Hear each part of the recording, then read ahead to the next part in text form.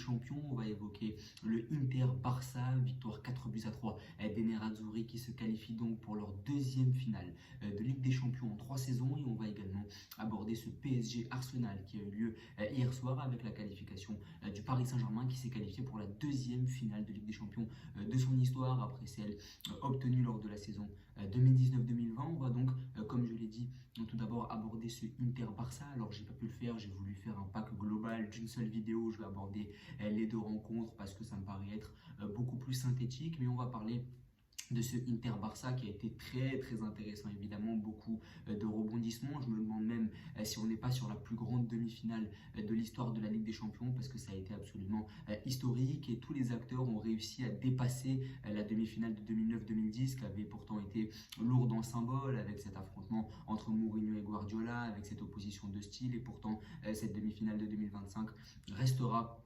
dans l'histoire de la Ligue des Champions à coup sûr. On va parler de ce match-là évidemment sur le plan tactique. Et ce qu'il convient de souligner, c'est que le Barça arrivait dans une position de faiblesse. Je l'avais évoqué lors de la vidéo d'avant-match. C'est que même si la règle du but de l'extérieur a été supprimée depuis quelques années désormais, le fait d'avoir mis 3 buts du côté de Barcelone, ça a donné un ascendant psychologique à cette équipe de l'Inter qui n'avait pas beaucoup cadré de frappe lors du match aller, qui n'avait pas eu beaucoup d'occasions, qui n'avait eu que 29% de possession de balle, mais qui a réussi sur coup de pied arrêté à faire flancher une équipe catalane qui a manqué un peu de sérénité avec les sorties de Szczęsny qui avaient été très critiquées du côté de la Catalogne. Donc tu arrives avec un ascendant psychologique et ça s'est vu sur le début de la rencontre avec un Barça qui a énormément tenu le ballon comme à son habitude, mais c'est l'Inter qui a bel et bien mené 2-0 à la mi-temps. Et quand on regarde les deux buts, eh bien on est loin du stéréotype d'une équipe de l'Inter qui ne serait qu'une équipe simplement défensive, parce que les deux buts résultent d'une vraie action sur le plan technique, sur le plan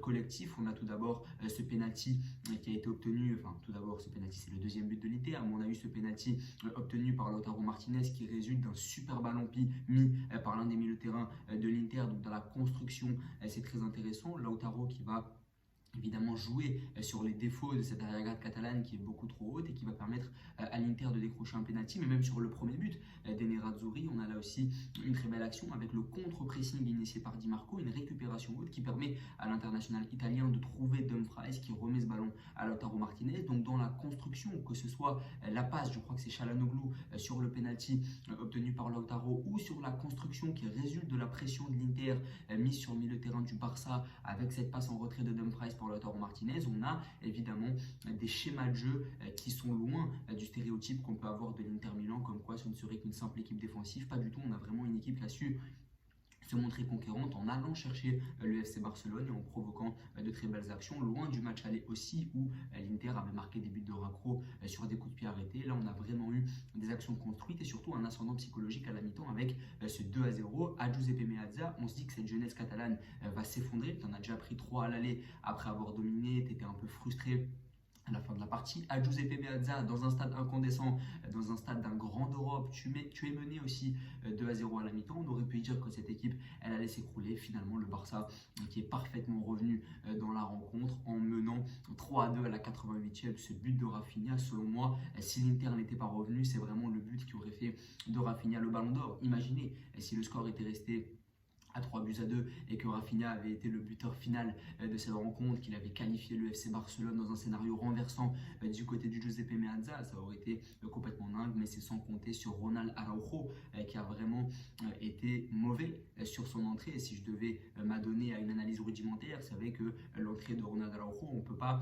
la résumer plus que ça. C'est vrai que c'est une entrée qui est mauvaise. Il est impliqué sur les deux buts de l'Inter, il est impliqué sur le but d'Acherbi où il ne coupe pas au premier poteau, où il manque un peu d'agressivité, d'expérience. Et puis sur le but libérateur de l'Inter en prolongation, le 4-3, eh bien, il est complètement malmené par Marcus Thuram. Le fait qu'il soit à cette position-là aussi loin de son gardien, eh bien, ça crée un trou dans la défense et ça permet à Taremi de remiser tranquillement sur Fratesi. Et Fratesi qui vient libérer l'Inter. D'ailleurs, là aussi, l'impact des remplaçants du côté de l'Inter, il est particulièrement intéressant, et de Fratesi surtout, qui avait déjà marqué le but vainqueur lors du quart de finale aller de la Ligue des Champions face au Bayern Munich là-bas. Et là aussi, il vient libérer l'Inter Milan. Et là aussi, on voit l'impact de ses remplaçants, évidemment. On a également eu du côté du Barça l'impact des latéraux. On avait beaucoup déploré le fait que Baldé et Koundé soient absents. Mais je trouve que Martin et Garcia ont fait le boulot, notamment offensivement, là où on ne les attendait pas. Alors, Défensivement, ça a pu être un peu plus laborieux pour Gérard Martin, qui a été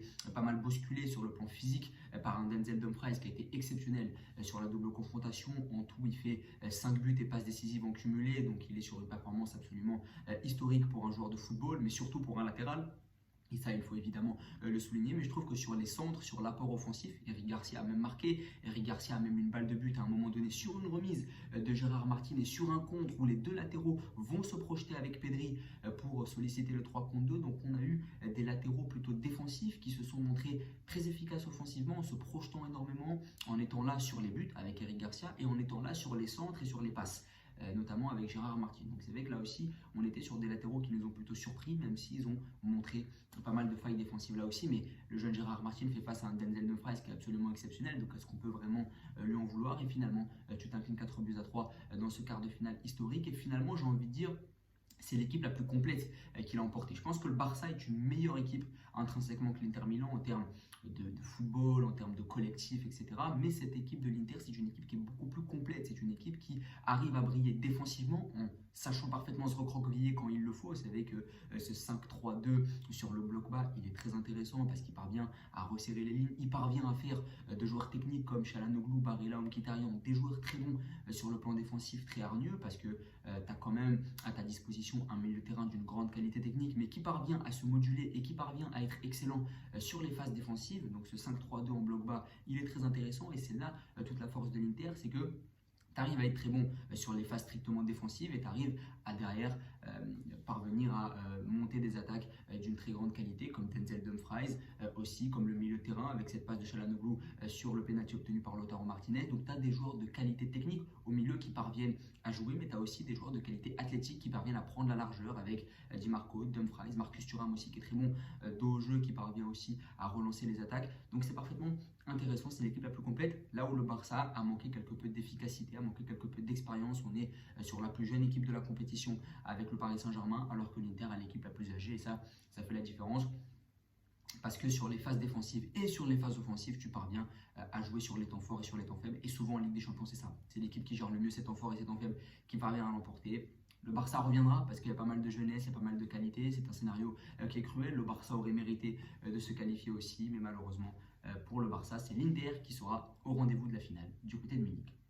On va maintenant parler de ce PSG Arsenal, très intéressant là aussi. Alors moins de rebondissements tout de même que lors du match de la veille, mais très intéressant Paris Saint-Germain de très très haut niveau cette saison. Et pourtant le PSG a douté sur le début de la rencontre hier. Arsenal a fait un énorme début de partie. Les 15 premières minutes ont été infernales pour l'arrière-garde parisienne. Là, l'occasion de Degarde, il y a la tête de Declan Rice. Donc c'est vrai qu'au début on s'est dit que le navire commençait pas mal à tanguer du côté du club de la capitale et pourtant tu étais parfaitement repris. Et pour moi le symbole du fait que le PSG ait réussi à se reprendre, c'est cette barre transversale que va toucher Kvaratskhelia à la 16e, 17e minute. Ça c'est le symbole que tu sors de la difficulté parce que pendant 15 minutes les assauts londoniens ont été légion dans la surface de réparation parisienne et finalement ce poteau de Kvaratskhelia permet au PSG de sortir un peu, de sortir la tête de l'eau, de sortir aussi de son camp, d'essayer de se relancer. Et c'est sur les phases de contre que le PSG a parfaitement su gérer. Et là aussi, c'est comme pour l'Inter, c'est pas un hasard si ces deux équipes-là sont en finale de la compétition, c'est qu'on est sur deux équipes qui parviennent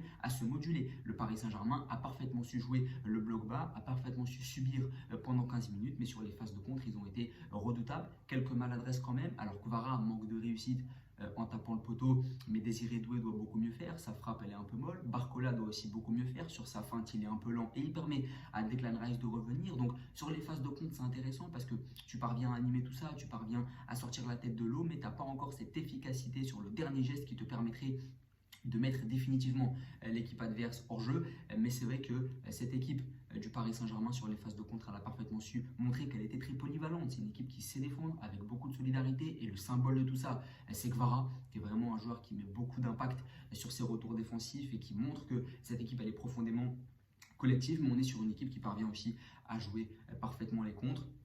On a l'ouverture du score de Fabien Ruiz qui intervient contre le cours du jeu, même si le PSG allait beaucoup mieux depuis quelques temps. Et puis derrière, sur la deuxième mi-temps, on a un PSG qui a essayé de maîtriser un peu plus son sujet. Mais attention tout de même, parce que Tu mènes à un moment donné 2-0, tu permets à Arsenal de revenir sur une erreur de Marquinhos qui demande la faute alors qu'il n'y a rien du tout, et Trossard permet à Arsenal de revenir avec cette passe décisive pour Bukayo Saka qui s'est mis en buteur, et derrière tu trembles.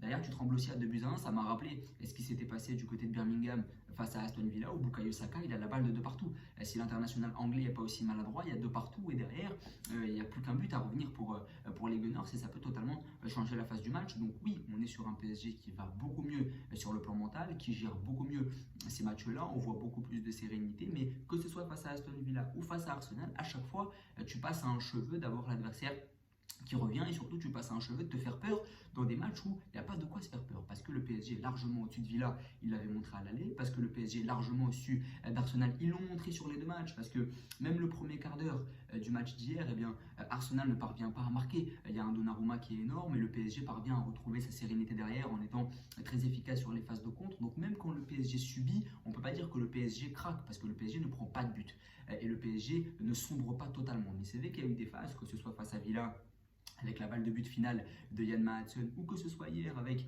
cet immanquable de Bukayo Saka, et bien si Arsenal revient de partout, en plus tu rates un penalty, là aussi on a un PSG qui peut tanguer, qui est susceptible de montrer quelques faillites, mais finalement tu es au rendez-vous de la finale, après avoir fait tomber toute la première ligue, que ce soit City lors de la phase de saison régulière, Liverpool, Aston Villa, Arsenal, on est sur des équipes qui connaissent le rythme, qui connaissent l'intensité, pourtant tu as systématiquement réussi à les éliminer en te montrant meilleur, même si à chaque fois ça a tenu à un fil bien sûr, avec pas mal de défauts. Le match aller face à Liverpool où tu ne dois pas le perdre, où tu es largement au-dessus, Aston Villa où tu passes à un cheveu d'aller en prolongation face à une équipe qui vis-à-vis de qui tu es largement supérieur, et hier encore, si Bukayo Saka ne manque pas, et bien tu reviens de partout, et derrière ça sème vraiment le trouble dans les têtes parisiennes. Donc voilà, tu es en finale face à une équipe de l'Inter qui est très expérimentée, face à une équipe de l'Inter qui a montré beaucoup de qualité, et surtout là où j'ai peur pour le Paris Saint-Germain, c'est que l'Inter a éliminé une équipe du même style en demi-finale. C'est vrai que le Barça et le PSG ont un peu le même style. C'est des équipes très jeunes, c'est des équipes très catalanes, avec Luis Enrique aussi qui est biberonné à cette philosophie catalane. Hansi Flick a aussi amené cette mentalité très allemande, cette verticalité dans le jeu du FC Barcelone, mais globalement on est sur des effectifs très jeunes, très techniques, avec cette possession de balle, avec ce rythme qui est mis par les équipes, et l'Inter sait faire déjouer ces équipes-là, et c'est ça qui me fait un peu peur pour le PSG vis-à-vis de cette finale de la Ligue des Champions, mais globalement le boulot est fait par les hommes de Luis Enrique, c'est très intéressant ce qui a été montré. Pas mal de faillites mentales comme je l'ai dit, parce que si Bukayo Saka revient de partout derrière, ça change complètement la phase du match, mais globalement tu as été au-dessus d'Arsenal, et le PSG n'a pas démérité sa qualification d'un point de vue strictement technique. En tout cas, n'hésitez pas à me dire ce que vous en avez pensé, à me donner votre prono pour le PSG Inter qui aura lieu le 31 mai prochain du côté de Munich, à vous abonner, à liker et à partager. Merci beaucoup.